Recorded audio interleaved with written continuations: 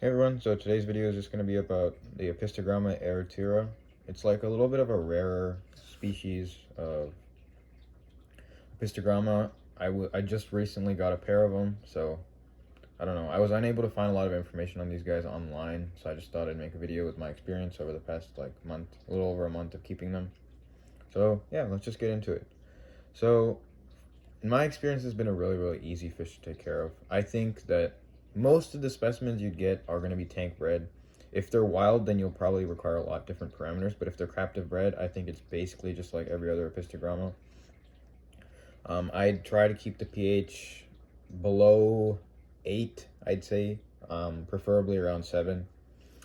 I haven't kept them above 7.6, so I'm not sure what would happen, but I think they'll be okay.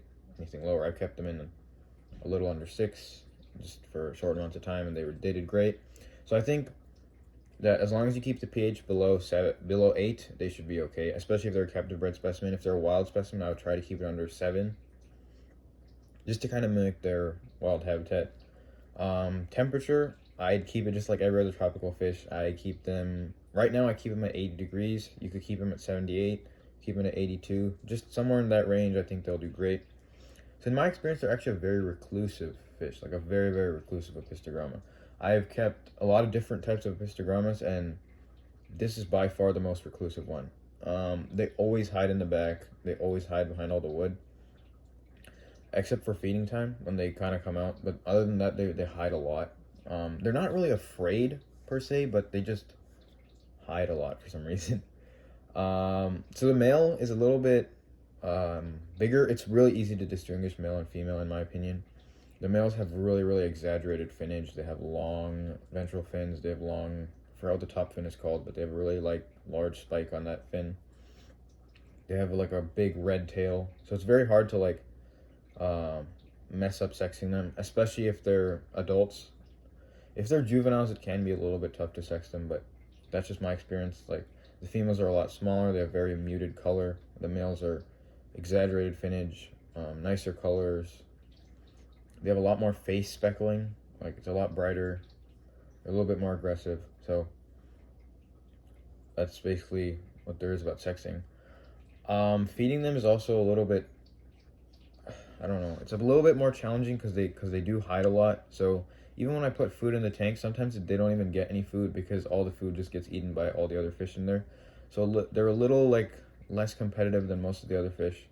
You can kind of see them in the video being competitive just because it's baby brine shrimp. I feed a lot of that to my fish, so they really like it, I think, and that's how I was even able to get any of this video. Because if I didn't feed that, then they just kind of hide in the back behind all the wood. So another really important thing with these guys is having a lot of plants and a lot of wood. I think they feel a lot more secure with all the wood, all the different plants and things they can hide behind, things they can go into. Like, you can probably see he's going in and out of these pipes all the time. Those are just like watering spikes that I got from my plecos, but then all my Apistogrammas love them, so I just left them in there, and they're really great hiding spots.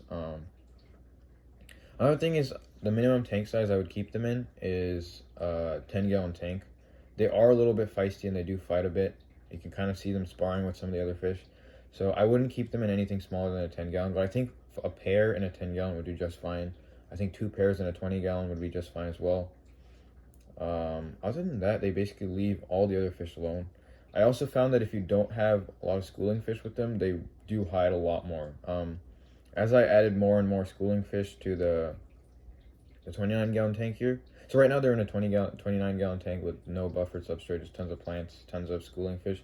You can probably see all the other fish just photobombing all the time. But I found that once you added a lot more of the schooling fish, they really do come out a lot more, like a significant difference. And so I'd recommend keeping like some kind of pencil fish, tetras, maybe some small rasboras, or even rainbow fish or something like that. I think those fish would really help. So breeding them, I don't have a lot of experience with it. I haven't got them to spawn yet, but from what I've read, it's really difficult, or not really difficult. It just requires like specific parameters. So from what I've read and what I'm going to try in the future, I think they need like almost black water. They need like a very tannin stained tank with a lot of leaf litter. lower pH around 6 or so. So that's what I'm going to try to do to breed them. I got a lot of really cool Apistos recently, so I'm going to be trying to breed a lot of them. If you guys are interested in, like, I'll obviously make a video. If I am successful at breeding them, I will definitely make a video on how I breed them. If you guys are interested in that, definitely subscribe. But breeding them, from what I've read, is pretty difficult. So what you need to do is, I think what you need to do is add, like, basically cover the bottom of the tank with a bunch of leaf litter. Like oak leaves or guava leaves or something like that. I would personally do a bare bottom tank. That's what I'm planning on doing. I have a small tank that I'm going to set up soon. The pair I have right now is a little too small to breed, I think, but probably next month I'm going to pull them out and put them in a tank to breed. I would add a bunch of leaf litter.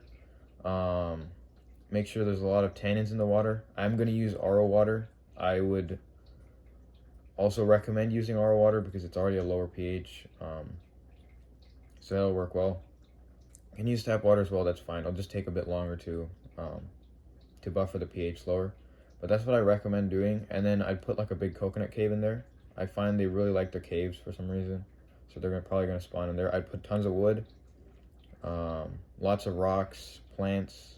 Not necessarily like aquatic plants. It can just be like pothos or something like that just has like a big root mass, just like a big block in the middle to block line of sight, all that kind of stuff. So that's what I do for a breeding tank. I have not created a breeding tank yet, so I don't know if that'll work, but I'm definitely going to try it. Yeah, that's basically all I have for you guys. If you guys found this video helpful or interesting or anything like that, definitely comment, subscribe, like, do all that kind of stuff. Thank you guys for watching. I'll see you guys next time.